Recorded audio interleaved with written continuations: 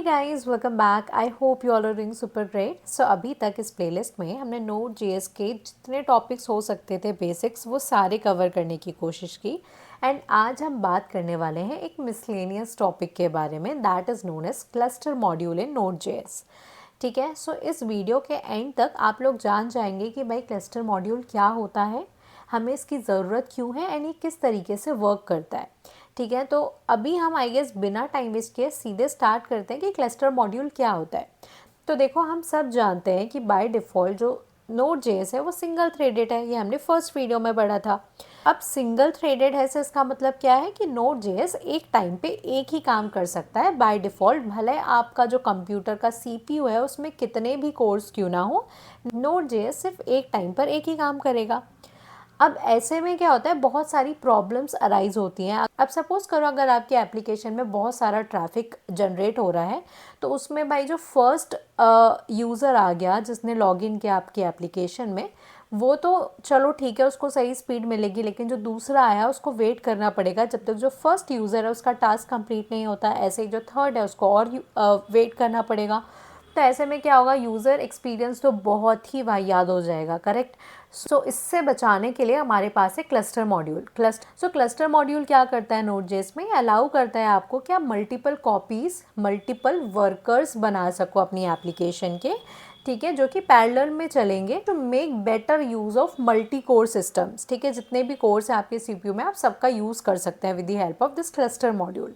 सो अब अगर मैं इसको बहुत सिंपल लैंग्वेज में किसी एग्जाम्पल के साथ समझाऊँ, तो आप ऐसा सपोज़ करो कि अगर आप किसी बड़े से शॉप में जाते हैं या आउटलेट में जाते हैं, फॉर एग्जांपल आप डी मार्ट में जाते हैं। ठीक है, डी मार्ट से हम सब फैमिलियर हैं। सो डी मार्ट में गए आप, सो डी मार्ट को आप समझो एज अ नोड जेएस। ठीक है, अब डी मार्ट में अगर सिर्फ एक कैशियर होगा, कस्टमर काफ़ी होते हैं डी मार्ट में, लेकिन अगर सिर्फ एक कैशियर होगा तो क्या होगा, एक टाइम पे वो एक ही कस्टमर को अटेंड कर पाएगा। इट मीन्स बाय डिफ़ॉल्ट जो नोड जेएस है वो एक टाइम पे एक ही यूज़र को अटेंड करता है। ठीक है, एक ही टास्क करता है। लेकिन विद द क्लस्टर मॉड्यूल हम क्या कर सकते हैं, मल्टीपल कैशियर लगा सकते हैं, जो कि ऑब्वियसली डी मार्ट में होते हैं। ठीक है, ऐसे ही मल्टीपल कैशियर लगा सकते हैं जिससे कि जो मल्टीपल यूज़र है वो एक टाइम पे सर्व होते जाएं। तो इससे क्या होगा, जो डी मार्ट है उसका परफॉर्मेंस बढ़ेगा। क्यों बढ़ेगा? क्योंकि भाई टाइम सेविंग होगा और यूज़र एक्सपीरियंस भी अच्छा होगा। ठीक है, सो इस वजह से हम क्लस्टर मॉड्यूल को यूज़ करते हैं। सो अब हम चलते हैं अपने वीएस कोड में एंड इसको समझते हैं विद द कोड। ठीक है, सो यहाँ पर मैंने क्या किया, एक index.js फाइल बनाई है जिसमें मैंने एक सिंपल सा कोड लिखा है। ठीक है, इसमें हमने एक सर्वर क्रिएट किया है जो कि रिस्पॉन्स सेंड कर रहा है 5 सेकेंड बाद, एंड ये जो रिक्वेस्ट है वो हम सुन रहे हैं 3000 पोर्ट पे।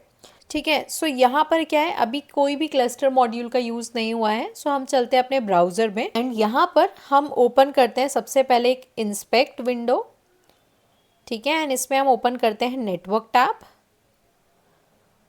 एंड अब अगर मैं यहाँ पर अपने सर्वर को रन करूँ, लोकल होस्ट 3000 को, तब आप देखो अभी भी ये लोड हो रहा है। ठीक है, क्योंकि ऑब्वियसली हमने बोला है कि भाई 5 सेकेंड बाद आप रिस्पॉन्स सेंड करो। सो यहाँ पर देखो टाइम कितना लग रहा है, 5 सेकेंड्स लग रहे हैं, 5.02 सेकेंड्स लग रहे हैं हमारे रिस्पॉन्स आने में। अब मैं आप लोगों को बताती हूँ कि क्लस्टर मॉड्यूल ना यूज़ करने के डिसएडवांटेजेस क्या हैं। अब सो हम क्या करते हैं, एक और टैब ओपन करते हैं। इसमें भी मैं क्या करती हूँ, अब इंस्पेक्ट विंडो ओपन करती हूँ एंड इसमें हम नेटवर्क टैब ओपन करते हैं। ठीक है, एंड इनफैक्ट मैं एक और टैब ओपन कर लेती हूँ। अब यहाँ पर भी हम अपना लोकल होस्ट 3000 रन करेंगे। यहाँ पर भी पहले मैं इसको क्लियर करती हूँ एंड यहाँ पर हम अपना लोकल होस्ट 3000 रन करेंगे। ठीक है, इसको रन हो जाने देते हैं क्योंकि अभी ये दोनों टैब में कुछ नहीं है। सो देखो अभी परफेक्ट है कि भाई 5 सेकेंड्स लगे हैं, इसमें भी आई गेस 5 सेकेंड्स लगे होंगे। परफेक्ट है, अभी तक कोई इशू नहीं है। अब क्या करते हैं, हम इन सबको करते हैं पहले क्लियर। ठीक है, क्लियर एंड क्लियर। ठीक है, अब मैं क्या करूँगी, सबसे पहले फर्स्ट टैब को रीलोड करती हूँ, फिर मैं जाती हूँ सेकेंड टैब पर, सेकेंड टैब को रीलोड करती हूँ, फिर मैं जाती हूँ थर्ड टैब पर एंड थर्ड टैब को रीलोड करती हूँ। तो अब देखो फर्स्ट टैब को कितना टाइम लगा है, 5 सेकेंड्स। ठीक है, लेकिन अगर मैं सेकेंड टैब पे जाऊँ तो अब इसमें कितना टाइम लगा है 7 सेकेंड्स। एंड अब मैं थर्ड टैब में जाऊँ तो इसको कितना टाइम लगा है 8 सेकेंड्स। अब ये क्यों हुआ है? क्योंकि नोड जेएस क्या कर रहा है, सबसे पहले एक रिक्वेस्ट को रिजॉल्व कर रहा है, उसके बाद उसने जब देखा कि हाँ ठीक है ये वाली रिक्वेस्ट रिजॉल्व हो गई है तो सेकेंड रिक्वेस्ट उसने सेकेंड रिक्वेस्ट को लिसन किया, उसके बाद थर्ड रिक्वेस्ट को। ऐसे में क्या होगा, अगर आपकी जो वेबसाइट है उसमें बहुत ज़्यादा ट्रैफिक होगा तो जो यूज़र्स हैं वो तो परेशान हो जाएंगे। ठीक है, तो इस चीज़ को सॉल्व करने के लिए हमारे पास है concept of cluster module. Okay, so हम इसको क्लस्टर मॉड्यूल से किस तरीके से हैंडल कर सकते हैं। तो सबसे पहले हमें पता है कि क्लस्टर क्या एक मॉड्यूल है, एंड किसी भी मॉड्यूल को अगर हम अपने फाइल में यूज़ करना होता है तो सबसे पहले हमें उसे इंपोर्ट करना होता है। तो हम क्या लिखेंगे यहाँ पर, const cluster equals to require and cluster. ठीक है, हमने क्या किया, लाइन नंबर 2 में क्लस्टर मॉड्यूल को इंपोर्ट कर लिया। अब जब भी आप क्लस्टर मॉड्यूल को यूज़ करें अपनी फ़ाइल में तो इससे रिलेटेड दो टर्म्स आपको याद कर लेनी है या याद रखनी है हमेशा। एक होता है मास्टर और दूसरा है हमारा वर्कर। सो अब ये मास्टर क्या है, जब भी हम अपने सर्वर में इस index.js फाइल को रन करेंगे, यानी कि क्लस्टर मॉड्यूल जिस भी फाइल में हमने यूज़ किया है उसको रन करेंगे, तो सबसे पहले क्लस्टर मॉड्यूल हमें एक मास्टर बना के दे देगा जो कि कहलाता है हमारा क्लस्टर मास्टर। ठीक है, तो यहाँ पर हम कोड लिखेंगे इफ़ क्लस्टर डॉट, अब ये जो क्लस्टर ऑब्जेक्ट है वो हमें एक प्रॉपर्टी देता है विच इज़ नोन एज इस मास्टर। ठीक है, इस मास्टर, देन अभी मैं क्या करती हूँ, एक कंसोल डाल देती हूँ, console dot log. Don't worry, मैं आपको एक्सप्लेन करूँगी कि यहाँ पे क्या हो रहा है। Will say master is created, master is processing, will say let's say master is processing. ठीक है, एल्स हम क्या करेंगे, जो भी हमारा पहले का कोड है उसको डाल देंगे हमारे एल्स वाले ब्लॉक में। ठीक है, अब यहाँ पर हमने क्या किया वो मैं आपको एक बार एक्सप्लेन कर देती हूँ। जब जैसे कि मैंने बताया, जो क्लस्टर ऑब्जेक्ट है हमारे पास उसमें एक प्रॉपर्टी होती है इस मास्टर। अब ये जो कंडीशन है, इफ़ कंडीशन, ये हमेशा फर्स्ट रिक्वेस्ट के लिए ट्रू होगी। इट मीन्स जब भी हमारे सर्वर में पहली रिक्वेस्ट आएगी तो उस केस में ये जो कंडीशन है वो ट्रू होगी, यानी कि जो हमारा क्लस्टर है वो एज अ मास्टर ही काम करेगा।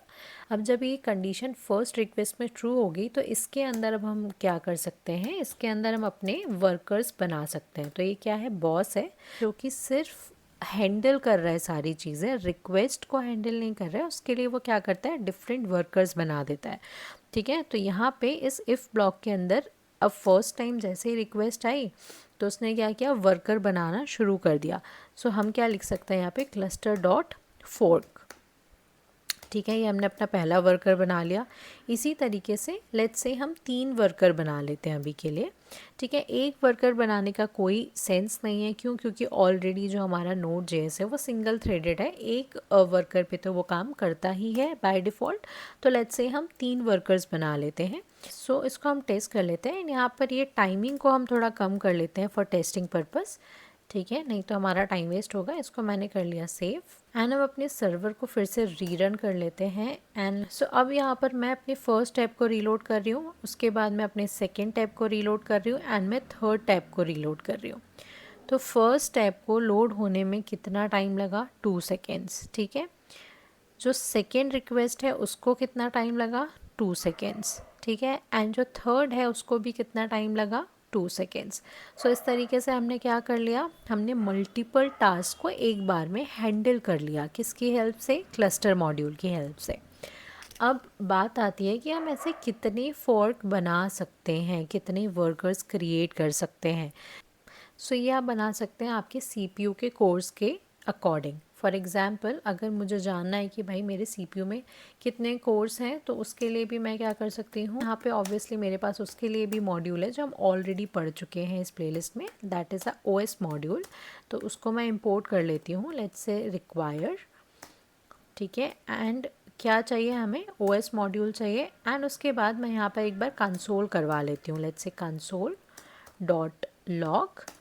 एंड क्या हम कंसोल करा रहे हैं, os डॉट cpus डॉट, हमें क्या चेक करना है, length. So will say length, ठीक है।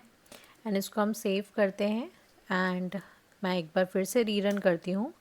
सो यहाँ पर देखो मुझे कितना मिल रहा है, 12 मिल रहा है, यानी कि मैं कितने वर्कर्स क्रिएट कर सकती हूँ, यहाँ पर 12 क्रिएट कर सकती हूँ, ठीक है। तो ये आपके मशीन पे डिपेंड करता है कि आप कितने वर्कर्स क्रिएट कर सकते हैं। सो ये था हमारा कॉन्सेप्ट क्लस्टर मॉड्यूल का एंड आई रियली होप आप लोगों को समझ आया होगा कि क्लस्टर मॉड्यूल क्या होता है, हमें क्यों ज़रूरत है इसकी एंड हम किस तरीके से इसको यूज़ करते हैं। So I guess that is all for this video and this series guys, and I really hope आप लोगों ने ये सीरीज़ से कुछ सीखा होगा। एंड यदि आपको ये वीडियो अच्छा लगा हो तो please like the video and also comment your genuine feedback, and also यदि आप इस चैनल पर नए हैं तो प्लीज़ सब्सक्राइब करके जाना। And I guess that is all, मिलते हैं नेक्स्ट वीडियो में। Thank you guys for watching.